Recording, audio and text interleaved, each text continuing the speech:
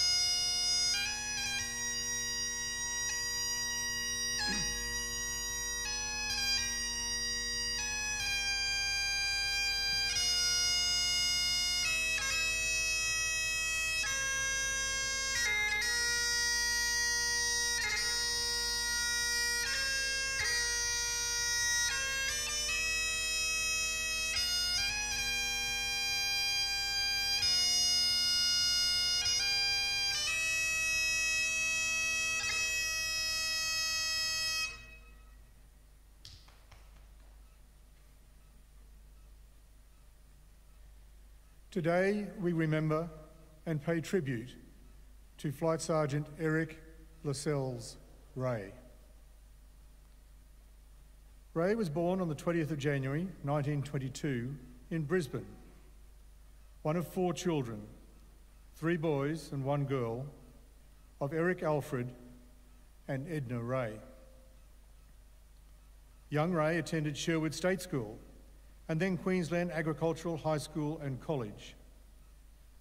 He was a keen tennis player and also took part in athletics and swimming. By the outbreak of the Second World War, Reay was a bank clerk at the Union Bank of Australia and was studying to join the Bankers Institute. All 3 of the Reay boys enlisted for service during the Second World War. 1 in the Army, 1 in the Navy, and Eric in the Royal Australian Air Force. He formally enlisted on the 23rd of May 1942 at the age of 20 and was sent to initial training school at Kingaroy. Reay was promoted to the rank of leading aircraftsman shortly before attending Air Observer School at Cootamundra and then bombing and gunnery school at Evans Head. In January 1943, he was sent to Air Navigation School at Parkes before being promoted to temporary sergeant. In early March, Reay left Melbourne bound for Britain. As part of the Empire Air Training Scheme, he was one of almost 27,500 RAAF pilots, navigators, wireless operators, gunners, and engineers who throughout the course of the war joined Royal Air Force squadrons or Australian squadrons based in Britain. At the RAF station West Frew, Scotland, Reay was promoted to temporary flight sergeant before being transferred to an operational training unit in Lichfield, north of Birmingham. Later in the year, he joined 1652 Conversion Unit at Marsden Moor, Yorkshire. On the 29th of March 1944, Flight Sergeant Reay was navigator in a Halifax, a 4-engined heavy bomber, which took off from Marsden Moor at about 8 p.m. on a bullseye sortie. This was a night flying navigation exercise designed to resemble as closely as possible an operational night flight over a ground target. During the flight, the starboard outer propeller blade broke away and the pilot lost control of the aircraft. It broke up and crashed near Kilmarnock in Ayrshire, Scotland. All 7 crew members died in the accident. They included British Sergeant William Hickson, and the remainder were Australians. Flight Sergeants Keith Calladine, Geoffrey Goodrum, Peter Sinclair, Robert Grosvenor, Ronald Walker, and Eric Reay. The 6 Australians, including Flight Sergeant Eric Lascelles Reay, were buried at Stonefall Cemetery in Harrogate, Yorkshire. Reay's epitaph reads, "He died that men may live, to build a better world." He was 22 years old. His name is listed on the Roll of Honour on my left, among almost 40,000 Australians who died while serving in the Second World War. This is but one of many stories of service and sacrifice told here at the Australian War Memorial. We now remember Flight Sergeant Eric Lascelles Reay, who gave his life for us, for our freedoms and the hope of a better world.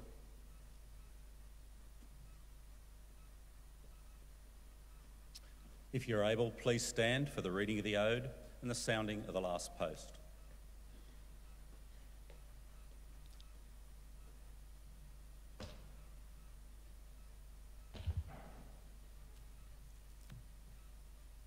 They shall grow not old, as we that are left grow old.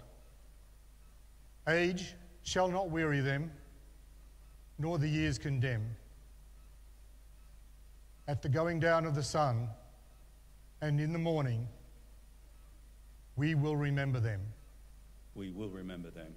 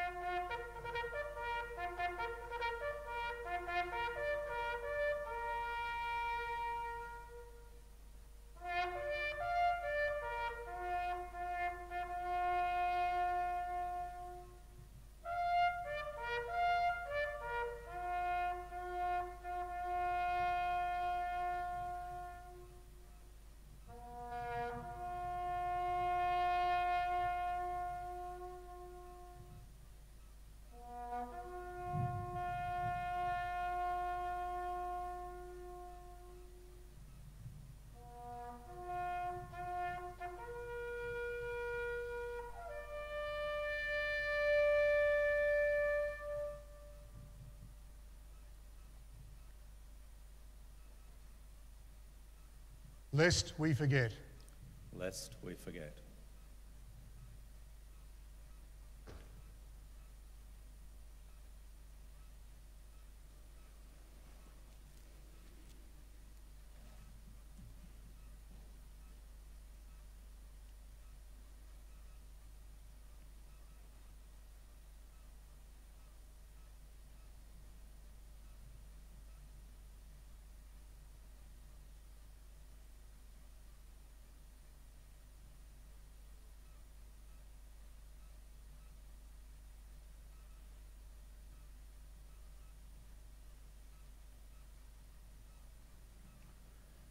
We leave you this evening with the words of the memorial's founder, Charles Bean.